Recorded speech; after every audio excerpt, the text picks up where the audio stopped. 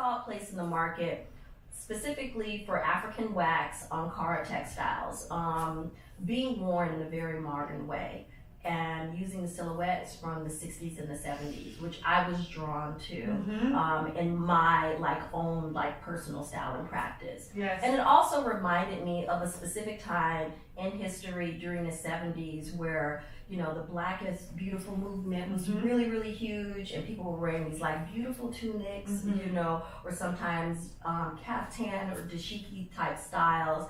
And I just remember that particular type of clothing being really flexible to wear. Yes. You know, my mother would wear it with jeans, or she'd wear it, you know, to the beach, you know, or she'd wear it to the grocery store. It was really flexible, but yet it was really high end. Yep.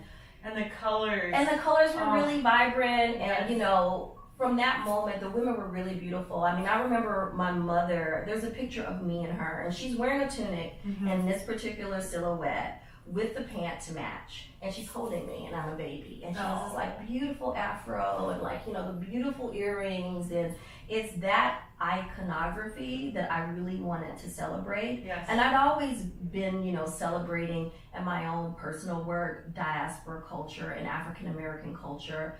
Then I married my husband, who's from West Africa. So then I began to have access to more textiles, you know, because of gifts I would receive and because of our travels. So I was like, there's a connection here. And of course, when we would go to family events, I would wear ankara, but I would wear it more formally.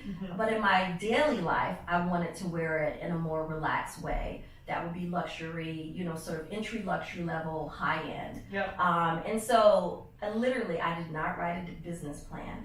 I put a deck together. Heather called in a couple of her friends. Yeah. Is there an idea here? There's an idea here. Okay. So then I said, well, I'm gonna learn a little bit more about textiles. So let me go to the center of it all, the epicenter, and then I went to West Africa and I did research. So just I could just be on the ground and learn more about how it was created and feel it. You know, there's a lot of copying that's also happening. So I was thinking about sustainability, and I was thinking about what my mission and purpose was. At one point, I was like, well, should I produce on the continent? Should I produce in the US? But then I thought about my personal lived experience being African American and having worked in a fashion school and understanding that, you know, we also need to support the economy here. So I made a decision to focus on Made in America. That was what was right for the Oula Company, but that we would have ankara come from emerging global markets, you know, throughout West Africa, as well as in India, where the majority of it, actually, the really good quality is made now. So